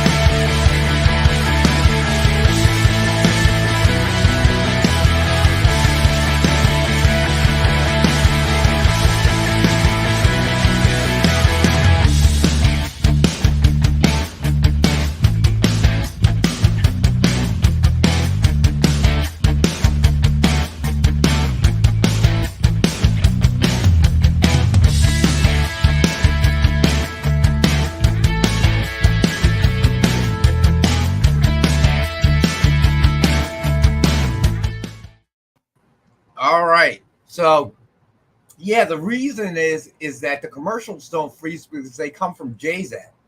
And Jay's connection is obviously fine. It's our connection that's the problem. Oh, so you're saying he already has the Commodore 128? with the turbo. The turbo. All right, so somebody said Rex Cap. Now, I don't even know if we've done enough Rex to have a Rex Cap, Cap. How many books did we get through? Just Not many. not We many. spent half an hour logging on and logging back on. All right, so you know what? I'm going to throw this out there. This is available all show. Void Rivals #1, cover A, which has sold out. The first printing has sold out, so they are already going to a second printing. We have copies available for $5. All right. And this will be, we have multiple copies available, so we will have this the entire show. All right. Did Nick show this off yet? He did, yes. I did, because like he's actually letting me touch it. And just the stat paper is so, like, you can tell it's not a print. That's crazy. And actually looking at John Romita's signature like that up close. That's cool. Wow. An absolute legend, John Romita. And the Void Rivals, by the way, they didn't just sell out at Diamond. It's selling out at shops nationwide. Like, we ordered very heavy because they let us as retailers know what was going to be happening in that issue. So tried to get us to bump up our orders. Plus, everybody that ordered a certain amount got like a promo for their shop recorded by Robert Kirkman. So we're like, yeah, we'll get that. We were nervous. We were like, man, how are we going to move all these units? Man, they're gone. They're gone. Bro, I came back from Heroes Con today and I went into the shop and I looked and I was like, where do we put the Void Rivals? And we're like, no, we sold out. And I was like, yes, that's awesome. And now we got second printings coming with some cool stuff. So how quickly did it sell out for you guys? Now, I don't know because I wasn't there. But I mean, my last day at work was Wednesday, and it was selling very well for us on Wednesday. And also, shockingly, Battle Chasers #10 sold very well, which was the hardest decision I've ever made as a retailer, was how many Battle Chasers 10s to order, because it had been like over 20 years since the last issue had come out. A lot of my customers weren't even born yet. So like, it was weird. But yeah, I really did. It's cool. What's so cool about Void Rivals is that we're about to have a Transformers G.I. Joe shared universe. It's going to have some real solid talent behind it. Daniel Warren Johnson, Joshua Williamson, Robert Kirkman. That's pretty awesome. Because Larry Hama coming back. Yeah, I was just saying Larry Hama's coming back. Larry Hama's coming back? I haven't even heard that yet. He's the first G.I. Joe. They're starting with 301. Oh, that's so cool. That's so cool. So awesome. One last thing for Marcus. Marcus, when I get my voice back, one of these days, remind me to tell you my Thomas Jane story. There's a part 1 and a part 2, and in the part 2, I thought he was going to throw me off a roof. So that would have been unique, right? you go around bragging, hey, that's the ultimate name drop. I got thrown off a roof by Thomas Jane. He could not have been nicer. I really. He politely threatened to throw me off a roof. What? No, all right. Shortest of versions. It was when Wizard had the Long Beach conventions. And we were at Thomas Jane's room, a bunch of us, all the Marvel people. We were just all hanging out. And me and my buddy were like, we're starving. So we ordered room service. And it's like 1:30 in the morning. And at 2:30, we were like, you know what? It's not here. We got to go to someplace to get food. We called down. And the food came? We called downstairs and said, you guys are late. We canceled the order. Apparently, the food got there at 2:15. So there was like $200 worth of food that was ordered that me and my buddy were going to pay for. So that following San Diego Comic-Con, the Comic Book League of Defense Fund parties at the West and 3rd floor. They got a pool. You oversee everything. And I see Thomas Jane. And I'm like, he's going to hurt me. I got to tell him. Because I didn't see him at the show. I would have told him at the show. He was always busy. So I went up, told him, I was like, look, Mr. Jane, me and my buddy were in the room. We ordered the food. We called down to cancel it. They delivered it at like 2:15, 2:30 in the morning. How much do I owe you? He's like, so you're the one. Wow. You didn't have to be honest with me. It's all good. I was like, he's going to throw me off the roof. Sorry, my throat. Got to drink water on the plane, Nick. That's why that happens. Yeah. The air is so dry. Oh, Marcus. HBO TV series. Oh, yeah. That was funny. But seriously, I was afraid to tell him. My one friend was like, Don't say anything, Nick. Don't say anything. he's Don't probably say just going to throw you in the pool. Yeah, you can't I be was like- charged I with was murder like- for that. I was like, dude, it was like $200. How do I not tell him? So Nick tells his friend, hold my phone, hold this in case he throws me in the pool. No, I said, tell everybody my story. I was like Newman when they were in the mail thing, and he comes in, bucket on his head, and Kramer's like shimmying out. He's like, tell the world my story. Oh my god. That's a good one. Yep, no, Yeah, we know that was his HBO His show. HBO show's called Mom. Yep, we know. We know. Anyway, I've probably killed the audience altogether. Everybody thinks it's the internet with my voice. All right. So, all right. We also have some Void Rivals incentives. All right. So we have Void Rivals number 1 in 10 ratio, Scalera retail incentive. We have that for $10. Then we have Void Rivals number 1 in 25 ratio, the Darbo variant. There were some Image people at Austin's TV festival, the comics area, and they're all in on this. They think this is going to be another game changer for them. Every few years, 5 years, 7 years, whatever it is, Image pushes something else out there, which really sort of changes things up, and they sort of think this is the next big thing. I mean, like really big thing. They're Right. They're thinking about this on a level of eventually like The Walking Dead or something. These people, all the business types, all the marketing types that go to these smaller shows, they're just grinning from ear to ear. They had these massive floor-to-ceiling posters for this stuff. I can't say they're wrong. I mean, look at how many things they've done stuff which has been, I don't want to say forgotten.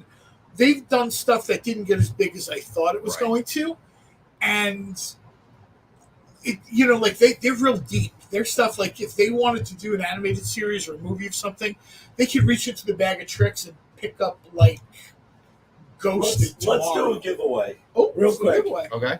When John would sign stuff, he would practice by putting it on a Post-it note just to make sure the marker would go well so that there weren't any problems. So we're going to give away a Post-it note of John's signature.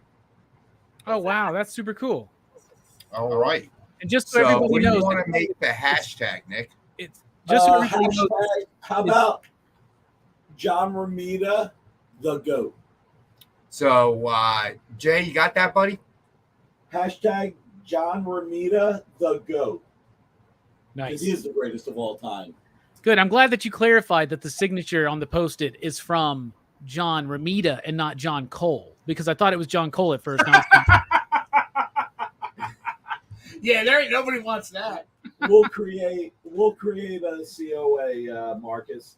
Everybody hit that thumbs up. That's it. My last interruption. All right. So the giveaway is a John Romita signed Post-it note.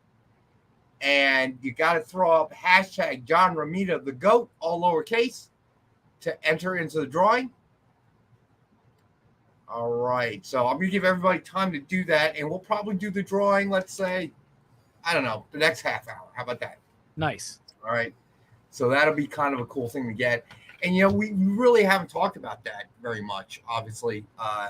John Romita passing, obviously last week. Very sad news to hear. We've talked about it, and we've kind of, I guess, there is no more banner space. Okay, so it's hashtag John Romita, the GOAT, all lowercase, okay, to enter into the drawing. But it feels like that generation. Is that the Stan Lee documentary? That's out, isn't it? Yes. Okay. Yeah. I have not watched it. Who's watched it? I haven't watched it, but I heard the Kirby estate's response to it, which they were not very pleased. Yeah, I'm gonna put it this way: Stan Lee is partly responsible for some of the best things in my life, comics, whatever. This is a very nice story. parts of it happen to be true and parts of it are, well, you know, it's like the Columbus discovered America story. It's a great story, man. Not really how it happened. And I think you're going to watch this latest Stan Lee biography. And I am not going to badmouth this guy. I'm not. They had a biography. Somebody wrote a book a year or two ago. I am just not going to badmouth the guy. I'm just not going to do it. But there's more fiction than fact in these things. Well, that's pretty much the Stan story, right? Like you can, yes. If you go through, and I mean, there's nothing against Stan Lee. Like that's what he did. Was he would like, he was a storyteller, and one of the greatest stories he told was the story of his career in Marvel and everything like that, right? And you know, Tom Scioli's got that I Am Stan that biography book coming out, and he was saying like he had to be very careful, you know, to like not put any of his impression on there or not to try to get to the actual facts, right? So there's this really cool bit you can read in the free comic book day, and it's when Stan and Jack are talking about creating some of these characters. There's no tails on any of the word balloons, because anybody could have, you know, it was a true collaboration, you know? So it's easy to be like, oh, Stan and Jack, and, you know, I'm on Stan's side or I'm on Jack's side. But really, honestly, they both were what made Marvel work. You know what I'm saying? It was them together. And Stan was a storyteller. And one of the things that Tom Scioli says that he's doing in this biography is learning this, right? Is that he had a story and he refines it as the decades go. And y'all know how it is. Like we tell the same story sometimes over and over. And the older we get, the more streamlined they become, the more details we forget, stuff like that, right? And our lives become the story we tell others about it. You know, what you just said, Robbie, is a very true statement, right? So I was talking with an old friend from high school, whatever, recently, and we're just chatting and catching up.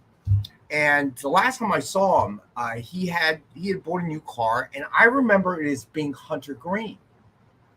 And it turns out, in my mind, the story was, you know, I remember seeing him. I remember seeing the car, him showing it to me. It was a brand new car at the time. He just picked it up that week. And in my mind, I swear to you, it was Hunter Green. He goes, no, it's not. He goes, it was red. I go, what? Are you sure? No, it's his car. And I'm like, are you sure? He goes like, yeah, dude, I hate Hunter Green. And then sent me a picture of the old car. And I'm like, damn, it really was red. But it's funny how your mind does that to you. In my mind, it was Hunter Green, period. And I'm going to quote one of this country's greatest philosophers, Yogi Berra. The older I get, the better I was. And that's sort of how everybody's storytelling goes. As the years go by, things change. That's true. You know what I mean? And I always thought that. I always think about that. He tells stories and things and this and that. And could we help you, sir? And that's just the way it works, though. You know what I mean? And I think in Stan's case, Stan's greatest story might be the life and times of Stan Lee. Yeah, I would agree. Everybody loves Spider-Man. Everybody loves a lot of the things he was sort of part of creating. But the truth is, Stan telling his own life story, you know, the whole point of his favorite story to tell, and I've sat through this story 4 or 5 times minimum, is the story where he's getting ready to get rid of comics. He's like, Stan Lee is not the most important thing in Marvel Comics. Joni Lee is. Because he was done. He had wanted to stretch himself journalistically. He wanted to do this and that, blah, blah, blah. And according to the story, Joni had said, do one more story. Do your thing your way. And that's where the Fantastic Four is born. Right. The problem with that story, and we've talked about it on this show and on other shows, the Fantastic Four is challengers of the unknown. Yeah. And Stan Lee did not create the challengers of the unknown. Now, if he wants to say that story starts with Spider-Man, okay, we can talk about that. But the story always sort of alters a little bit with the passage of time. Right. I'm just not going to be that guy that's sort of, you know, thumbs up for Jack Kirby, middle finger up for Stan Lee. I'm just not doing it. I guess I have a slightly different outlook, you know, and I understand that there had to be some bitterness between Stan Lee and Steve Ditko and Jack you've been Kirby. in the industry a lot closer than I have. You know what I mean? Right, but it's more my than view that, is you know, sort of cheap seats. But what I'm saying is that you can have the greatest product in the world, but if you can't market that product, what good does it do? So I think, although I can understand hard feelings, it was more of a Stan Lee was, I think somebody said P.T. Barnum. Okay, he got it out there. He did the marketing. He made it relevant. He was a flamboyant man, and he did that. And he took Kirby and Ditko's creations and put them out in the forefront that people would want them. So you kind of needed both sides. One of the things that tracks in a lot of these Stan Lee stories, exactly what you're saying. Jack Kirby was more of a quiet dude. Mm-hmm. He was not going to go out there and be a juggler and a cheerleader. Right. Well, he had to work for 16 hours a day. You know what I'm saying? So, yeah. Steve Ditko, by his own admission, was happiest left in his New York apartment. Yeah. I saw a note that Steve Ditko wrote to somebody, the regards, Steve Ditko. Somebody asked him what his day was like. And he said his day had essentially been unchanged for 50 years. He'd wake up, make a little coffee, putter around. Maybe he'd run and get some lunch. He'd go to the public library. Like, he had no interest to be in the spotlight. And the thing about it is this, okay? And somebody had to go do that, and that somebody wound up. And the funny thing is the call it a feud, if you will, between Stan and Ditko and obviously Kirby estate, is that ironically this all traces back to the same problem that we've discussed, the whole work for hire, because Stan didn't end up owning it anyway. Marvel kept him around because unfortunately they realized that he had become part of the brand. And by keeping him on and paying him, it's $1 million a year, which to the company that we're talking about was minimal at best. Okay. He was part of the brand to help market it. But at the end of the day, he didn't own it either. Yeah. And then even early into the 70s, he's like out there trying to get Marvel properties on the film and television and stuff. Right. So I hate to say it, it's still the same excuse. And at the risk of, and you and I always avoid it, especially on your Friday show, at the risk of sounding political, dancing in that arena, that's my problem. It's always the big corporations, okay, ones that say, well, why should we pay for the roads? Because your damn trucks roll in and out of your factory every day tearing the road up, okay, off of my tax dollars. So you should pay for the infrastructure that you are using. And you should pay the lion's share because I have one little car that I drive to and from work. I ain't tearing the roads up. You are. Same thing there. And I think that the Image guys did that. They really did. Okay. They took it out of big corporations' hands. You do not own my intellectual property. I do. I thought it up. I came up with it. It's mine. Okay. It's the Big Wang theory. I love it. And it could have all been avoided if they would have just given Todd McFarlane a t-shirt. Right? They could have all been avoided if they would just given him a few t-shirts. And to be honest with you, and I, I'm a huge fan of MCU, of DC. You could have made this problem go away. Long time ago, you could have made this problem go away. Paying the estates of Kirby, paying the estates of Ditko, paying Stan Lee's estate. Okay, what they rightfully created. I have a friend who's a lawyer and a comic book fan, and he explained to me why they don't do that. Or why it's the court of last resort. Oh, I know why they don't do it. They don't do it because they feel if they do it for one person, then they have to do it for everybody. And now you're setting a legal precedent. He doesn't agree with that, but my friend, he works in contract law. He's done it for 20 years. I say it. If anybody who views the show as an attorney, I apologize in advance. He said, that's the problem, okay? You got to pay too many. Well, we don't want anybody else to come sniffing around. What if they're owed the money? Okay, what if they rightfully or at least morally owed the money? Because I can hire, this is what I don't like. Because so much of America, when you talk about civil suits, okay, the rich guy gets away with it. You know why? He's going to tie you up in billable hours so that you just cry uncle. I can't. Okay. Lyle wants to know how much the Void Rival was. Lyle, which one though? Yeah, you're talking about the regular last one $5, the Scalera's 10, and then the one in 25 is 25, right? Right, correct. Ah, very good, Robbie. You were paying attention. Look at that. Head of the class you go to. There's a reason I make the middle dollars. I want you to do that in front of So, Lyle, which one did you want? Which one? You got to let us know which one you wanted. The Void Rival, just go to the regular cover that sold out. Hold up a second, guys. All right. Or the Void Rivals Incentive, the 1 in 10 or the 1 in 25. So let us know, buddy. All right. Go ahead. Let people know what you want. Use a thumbs up. Smash that thumbs up. Look, Nick's giving away a John Romita Post-it signature. That's amazing. Hit the thumbs up for that. Well, he was doing that off camera. And I'm like, dude, you got to do that on camera. That's 20 great. thumbs up, and you have 20 viewers. So I think everybody's hit it. I hit it twice. Log in with something else. Against the I rules. don't make the rules. Lyle wants the There you second go. one, the Scalera, I believe. That's Okay, oh my so God, the it looks Scalera is $10, my friend. So let me know, Lyle. All right, buddy? And we do have multiples of this. So we're in good shape there. All right, so let me get through. Oh, you know what? I forgot. There was one more sketch cover that we have tonight. Oh, is there? Batman number 50, signed with Vampirella cover sketches by Ken Hazer. And he's done them on both front and back. Nice. All right. God, I love his work, man. That's just- Vampirella on a Batman? That's awesome. That's so cool. It is. I love the splash of red. I have to and- believe she looks at Batman and says, "Oh, you're a Batman? That's All adorable." right, Lyle, are you talking about Void, right? I'm assuming. Yes. All right. So I'm going to put you down, Lyle. If I am wrong, let me know, my friend. Yeah. It also This almost guy- looks like on the back cover there, like a little bit of a Jim Mint Collectables reference, man. So there you go. That's That's even what I better. was wondering. Is this like Right? a gem mint thing? I Because don't know. I saw her holding the giant gem. I'm glad Robbie saw that too, because I'm almost thinking, should this be on a different show? Is this all right? Gotcha. I got you down, Lyle, for the 1 in 10 Scalera. All right, buddy. I love yeah. Scalera, by the way. He's one of my favorite modern artists, and I got to meet him at HeroesCon in 2019. Super, super cool dude. He is. He's obviously been on the show a couple of times. Triple B, I'm afraid nobody on this show can answer that question, my friend. That Why is did a he get personal married? choice. Oh, I know exactly why I got married. Because they didn't want to be doing stuff No, for he's myself. asking why he got married. Oh, he got married. I thought it was a general question. You got it, Preston. I got you, buddy.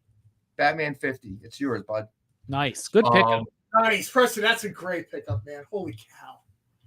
Go ahead, Robbie. What were you say? I just said that's a great pickup. I love that cover. Oh, okay. Yeah. All right. So let's do. Oh, here's a good one. One of my favorites, but then I watch it every night when I get home at 8 o'clock on Heroes and Icons. Star Trek number 47, Gold Key from 1977. This tree bears fruit. It is an 8.0, and we got it for $15. The attack of the 1960s Christmas trees is what this looks like to me. Do you remember back then when everything like they had all those crazy color like foil Christmas trees and stuff, man? I don't remember that, but you know, y'all might. I remember buying Trekkie magazine. I remember being a little kid, and my grandmother passed away, and we had to clean out her house. And I didn't know at that age Christmas trees came in those colors. My grandmother would go up to New York City, these big department stores in Philadelphia, and she would buy trees that were like in violet and bright pink, and she would put them all over her apartment. And I'm looking at this, and my dad, I'm like, "What is this?" And my dad's like, "It's a Christmas tree." And I'm like, "No, it is not." And that was when I learned that, first of all, there were such a thing as fake Christmas trees. I'm like 5 or 6. And then I learned they could be any color. They're not all green. Well, you know, those first generation fake Christmas trees were awful. But the gold last trees- one, the one the one I have now had those fiber optic lights. Oh, that thing is jamming. Yeah, I love that. I love these Gold Key Star Trek books. They're so fun, and the covers are always so amazing. Like Gold Key had this, like those are some of the best covers in comic book history. Is some of that Gold Key stuff. Well, that's the biggest problem. I talked about this before. I love Gold Key, one of my favorite publishers ever.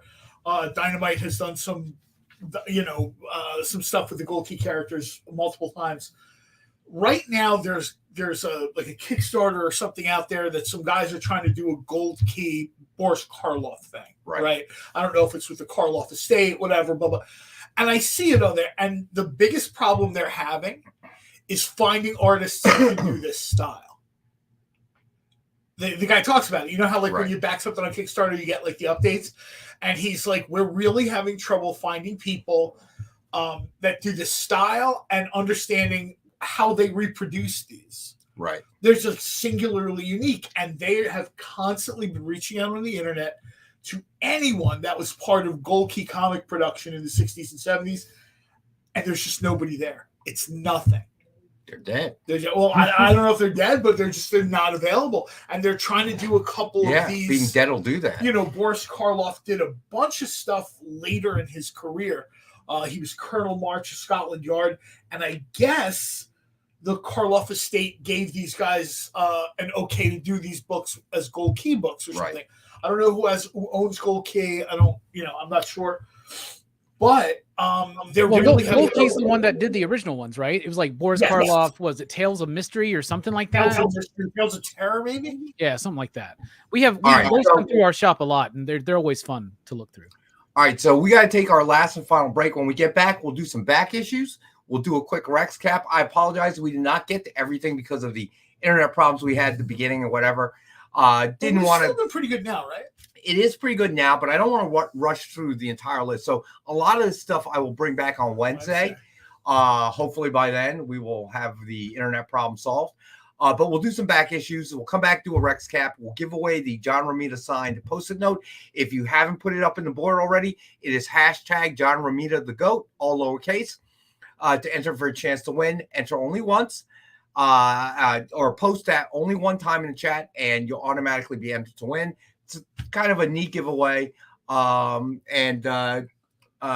talk about that a little bit more. And, it's such a thing. We've lost so many of these guys, I feel like, in the last couple of years. But anyway, stay tuned. We'll be back in a couple minutes. Did you know that across America there are over 2, maybe even 3 live stream producers who can't even afford Mountain Dew? Take Brian here. Brian has gone 2 weeks without a sip of Red Bull. If it goes on much longer, he may take a shower and get a real job. Situations like this are as tragic as they are preventable. Join the experience on YouTube and gain access to special emojis and members-only streams. For less than a cup of coffee, you can keep socially awkward hermit people working from their parents' basements where they belong. Scan the QR code on the screen to join. You'll be glad you did.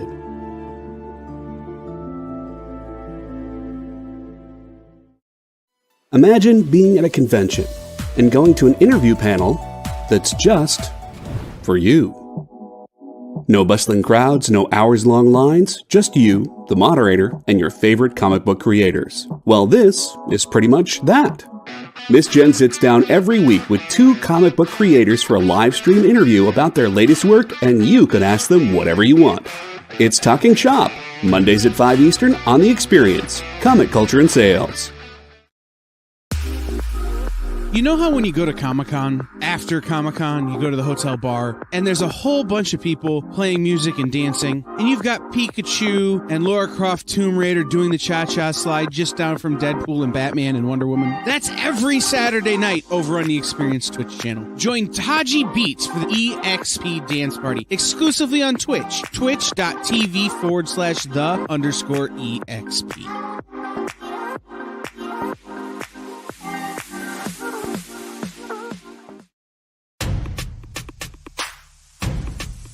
Go follow The Experience on TikTok at @the_EXP1 or scan the QR code on the screen. Our TikTok is like everywhere else we are, except you only have to deal with us for a minute. Seems like a win-win to me.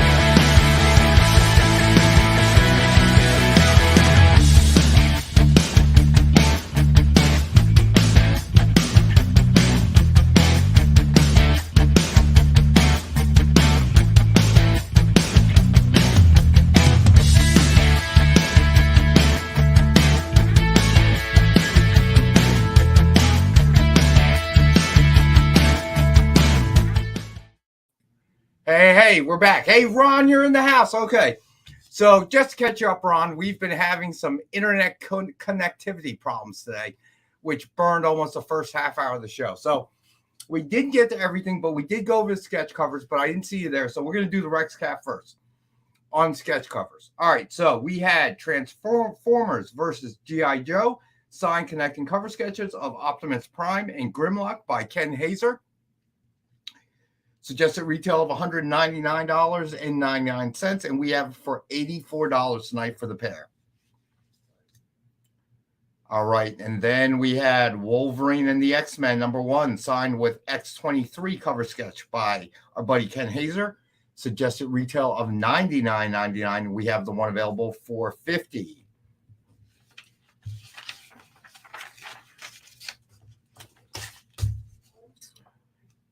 Then we had Superior Spider-Man #27, signed with Spider-Man 2099 cover sketch by Joe Del Beato and Mariano Nicieza. Suggested retail of $119.99, and we have it for $62.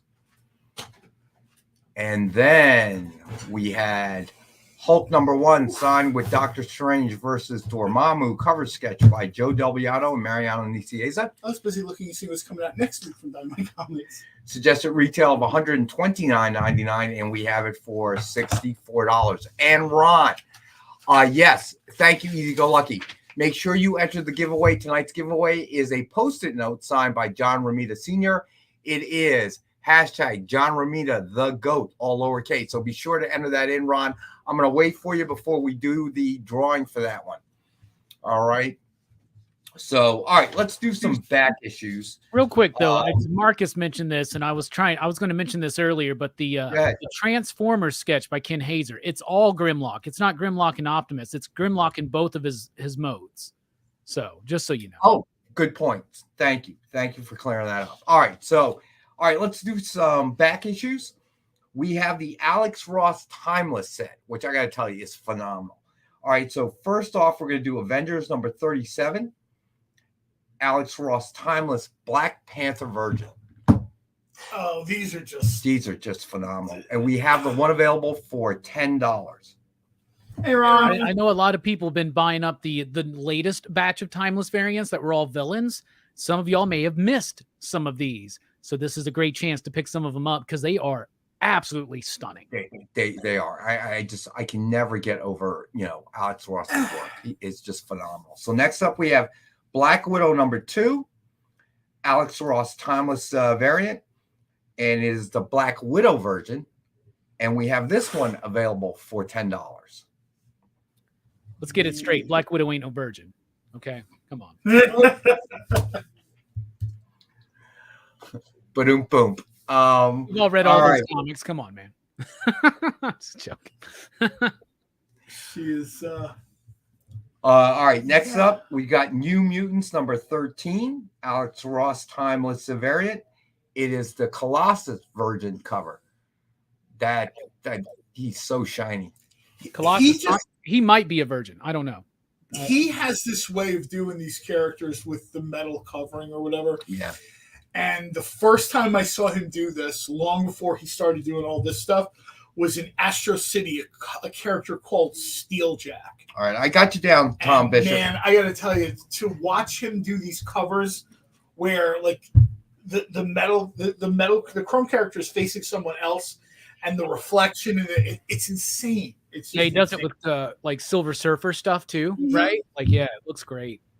I'll tell you right now, grab that if you can find the original Astro City covers. I understand I don't think they're super expensive. I'm hearing they're just a little bit hard to find because they didn't have huge print runs, and the people who bought them kept them. I understand, if you're looking to find that Astro City Volume 1 stuff, it's not like every issue is $200. It's just really hard to find. Right. Especially because everything's an Alex Ross cover, right? So people are like, no, I'm keeping this. Plus, it's from that era in the mid to late 90s where overprinting was not a healthy thing to do. You know what I'm saying? Yeah. A lot of comics are very limited runs at that time. No, exactly. If I remember correctly, Kurt Busiek talked about that in one of the issues of Astro City. He mentioned, I hear people people, I hear people saying that we're not printing enough books, but he would reference, we all know what happens with people that print too many books. We're going to do an extra 90,000, acid etched, die cut chromium covers. And then, retailers need something smaller than a penny so they can put it in a half penny box. Right. Because they're just, they're valueless. It costs retailers more to store the stuff than they can get. All right. So next up, we have Captain America number 24, Alex Ross Timeless variant. It is the Falcon Virgin cover, and we've got the one for $10. Falcon and Red Wing, 2 for the price of 1. Oh, yes, sir. Correct. All right. Then we got Avengers number 42, Alex Ross Timeless Hawkeye Virgin cover. And we've got this one for $15. Now, we definitely know Hawkeye is not a virgin, so.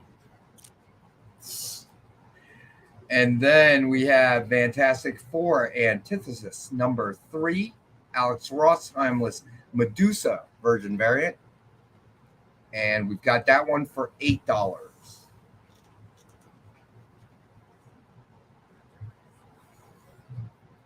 Then we have Excalibur number 13, Alex Ross Timeless Nightcrawler Virgin variant. And we've got that one for $10. That's great. I love this one. Nightcrawler's always been one of my favorite X-Men because the look is just striking. I love it. And the character, The character, there's a lot very of religious there. Yeah. I loved him in, what was it, Alan Cumming, who did him in X2, X-Men United. Yes, it was Alan Cumming. Yeah. All right. The next up we have... This is really sort of an opportunity for people like Robbie said. This is another thing where you don't see everywhere all the time, right? Especially for people, maybe it's not easy for you to get to a shop anymore. We've talked about this a lot. A lot of shops across the country closed during the pandemic. They're not there anymore.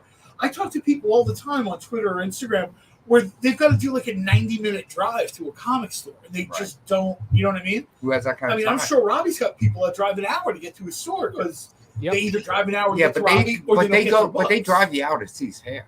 You know they do, man. They do, man. They're like, can I get a piece of it? And I'm like, $40. Well, this is the thing. I tell people, if I drive 60 minutes in any direction from where we are right now, I will hit anywhere from 5 to 15 comic book stores. There are parts of the country where they don't have 15 comic book stores in the whole state. Why don't you just park and walk in?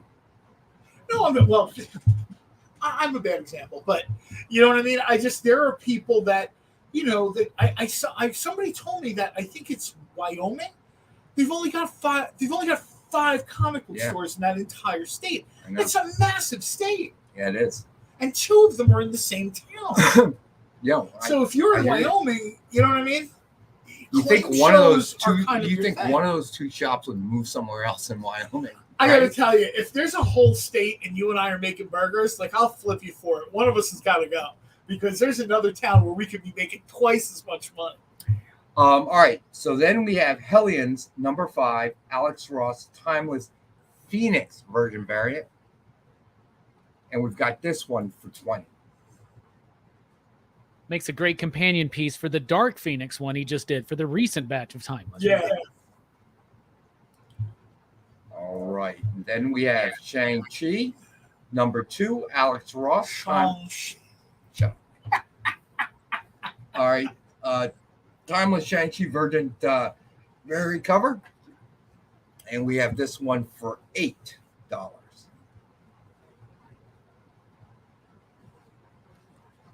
All right. And then we have Spider-Woman number 5, Alex Ross Timeless Spider-Woman Virgin variant. And we've got this one for $10. Big hair, don't care. I should have said that from Medusa. Man. I should have said that. I know you must like this one. Your hair is so similar. It has that nice shiny sheen to it. Well, thank you. Thank you for noticing. Recently, on one of the videos he releases on Facebook, that he still uses real life models to draw these things. And he was talking about in the beginning he would use celebrities to kind of describe the look he was looking for. Because if you watch Alex Ross's work evolve over time, right, his take on Tony Stark changed, right? His take on, originally, I'm pretty sure he was the first guy to draw Mr. Fantastic, like Russell Johnson, the professor from Gilligan's Island, which for a lot of people, I still tend to think of Mr. Fantastic that way. But Spider-Woman was one that was a lesser-known celebrity, TV celebrity from the 70s and 80s, Connie Selica. Not, like the hugest career or anything, but if you look at Connie Selica, there's a picture of her out there in a red jumpsuit. And that image stuck in his mind for years until he did Spider-Woman. She had, very striking features and huge, naturally almost black hair. Right. And his thought was, this is the way the character should look. All right. So we're going to do a quick Rex cap. We didn't cover quite that much, but we're going to do the Rex cap, and then everybody heads up right after that. Oh, Matt 268, you got it, buddy. Matt, Jay, if you could throw up the link. So Matt 268, if you could, please fill out the submission form, and once you fill that out, it gives us your ship to address, your real name. We will bill you tomorrow morning for the Spider-Woman. It's priority mail is $10 shipping within the continental United States. $5 if you want to go to media mail, up to 6 bag and boarded comics. All right, $17.50 up to we don't have any slab comics tonight, but if you live outside like Hawaii or Alaska or international, let us know. We will run exact shipping for you for your address. All right, and Matt 268, everybody, last chance is I do the Rex cap. Yeah, Preston, right? We are giving away a Post-it note signed by John Romita Sr. It will come with a certificate of authenticity. To enter the drawing, please just throw up in the chat hashtag. All right, you got it. Yes, you got it, please Matt. keep aiming for Hashtag John Romita, the GOAT, all lowercase. Throw it up in the chat, and you will automatically be entered in the drawing. We're going to do the drawing right after we finish with the Rex cap. All right. Amy hits people. That's why I hide behind John. All right. So then, thank you, Jay. All right. So we have Transformers versus G.I. Joe signed connecting cover sketches of Grimlock by Ken Hazer. It's just a retail of $199.99. And we have the 2-book connecting covers for $84. This seems like a Ron Shepard thing. It really does. Robbie mentioned before, Transformers and G.I. Joe is about to, they're about to get a huge upgrade. Correct. You know what I mean? There's a lot that's going on there. I would not be surprised to, at some point, maybe see them because we've got Transformers movies. The latest movie did have some, Dinobot types in it, but I think at some point you might see something done well, like with a real cast. All right. So now I bet we're about to have the highest Transformer title of all time come out in October for sure. All right, so next up we have Wolverine, the X-Men #1, signed with an X-23 cover sketch by Ken Hazer. Suggested retail of $99.99, and we have the one available for $50. What's sold so far? Unfortunately, Matt 268. Long time no see. Amy knows who I am. all right. Okay, gotcha, Matt. All right, then we have Superior Spider-Man #27, signed with Spider-Man 2099 cover sketch by Joe Del Beato and Mariano Nicieza. That's a great one. Suggested retail $119.99, and we have it for $62. Then we have Hulk #1, signed with Doctor Strange versus Dormammu cover sketch by Joe Del Beato and Mariano Nicieza. Suggested retail of $129.99, and we have the one available for $64. Then we did Star Trek #47, Gold Key, from 1977. This tree bears fruit. It is an 8.0, and we have the one available for $15. And to remind everybody, we have Void Rivals #1, cover A. We have some quantity available, and this is the first printing, which is sold out. They are going to the second printing, and we have this available for $5 each. And I'll tell you, for any artists watching the show, I throw this out there, not that I'm connected with the Kickstarter or can draw, but anybody out there that can try to kind of figure out the style of some of those Gold Key comics, there are opportunities out there, because there's a couple different projects where people are sort of looking. Right now, there's a lot of interest in Gold Key. Like Robbie mentioned, the art style is different. They would have this weird mix of sometimes photo cover and art. Right. Gold Key has always been sort of like that weird kind of, that weird cousin that you're not quite sure what they do for a living, how they survive or whatever. If you can do that art style, go find these people on Instagram or Kickstarter or something and get at them, because they are looking for these people. Yeah, they might want to go into Europe, right? Because one of the cool things about the Gold Key Star Trek books is there was like a lot of Italian artists, I think, that did work on that, and just the coloring, and it was just a different aesthetic, right? 100%. When Mel Brooks made Young Frankenstein, he couldn't find any cinematographers who knew how to make a black and white movie anymore. You know what I'm saying? Yeah. It's kind of almost the same thing has happened, man. Right. All right. Next up, we have Void Rivals number 1/125 ratio retailer incentive is the Darbo variant, and we have that available for $25. All right. So then we got to the Alex Ross Timeless ones. Avengers number 37, Alex Ross Timeless Black Panther Virgin cover. We have that available for $10. Then we had New Mutants number 13, Alex Ross Timeless Colossus Virgin variant, and we have that available for $10.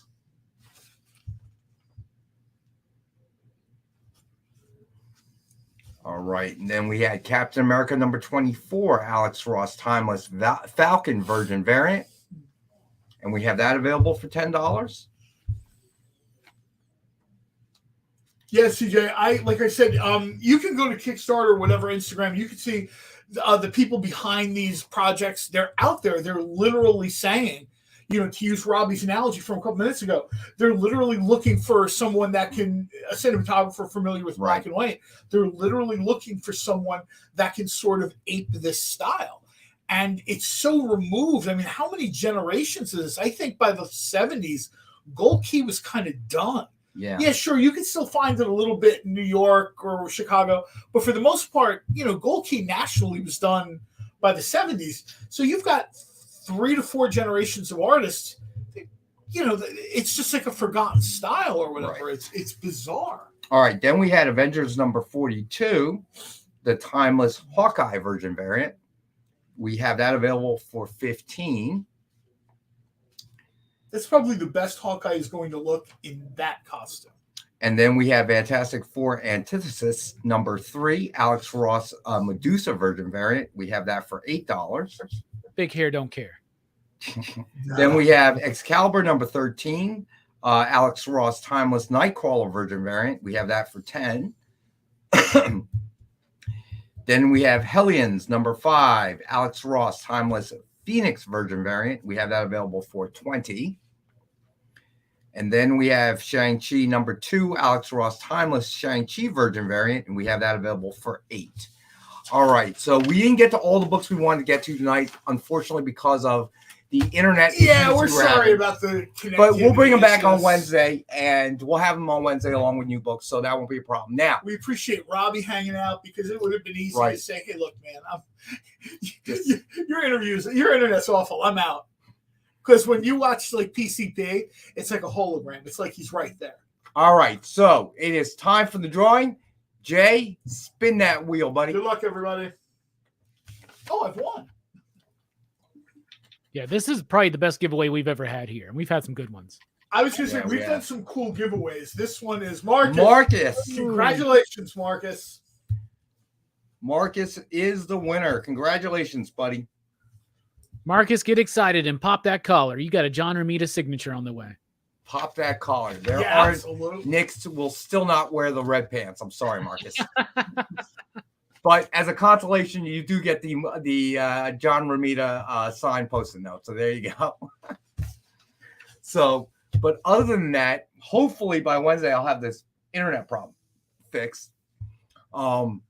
It was, despite the technical issues, great show. I'm glad we got to talk about Flash a little bit.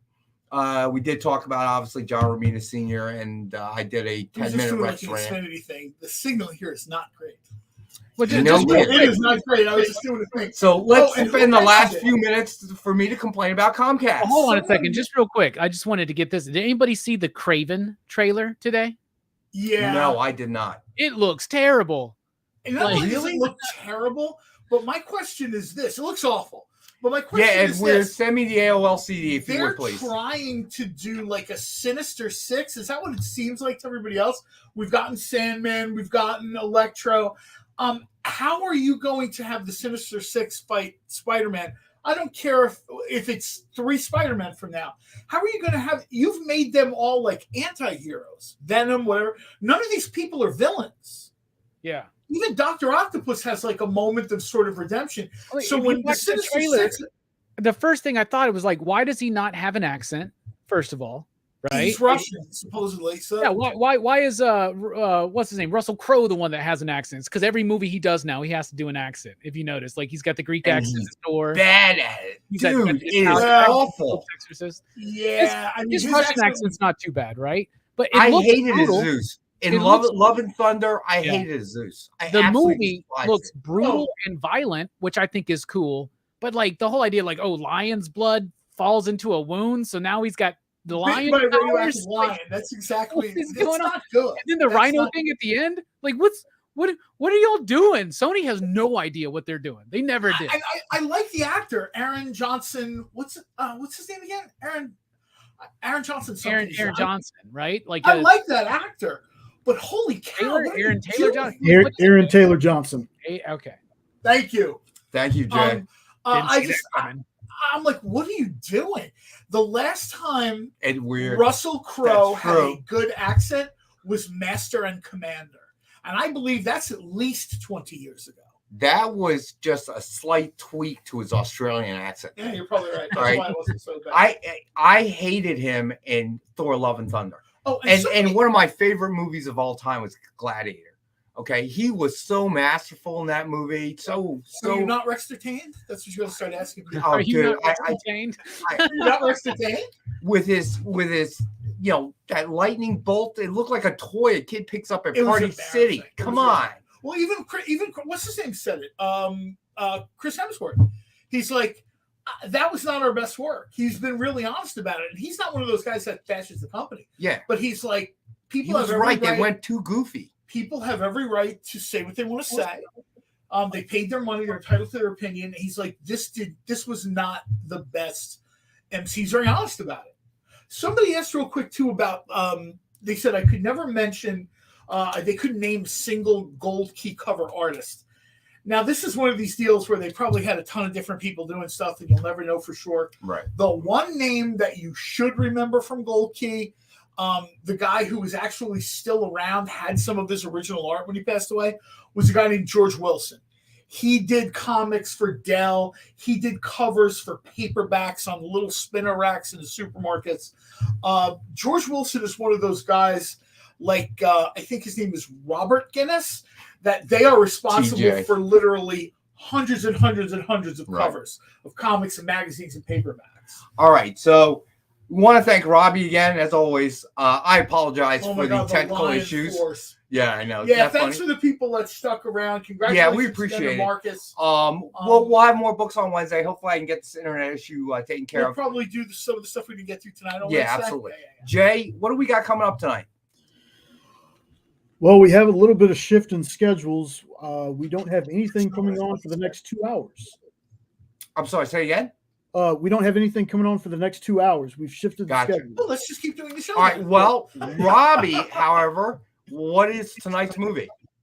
Well, we're still in Cruise Choice, 2 weeks left. And so that means that's when my panelists get to pick the movies. And tonight we're talking about one of the greatest animated movie moments of 1994.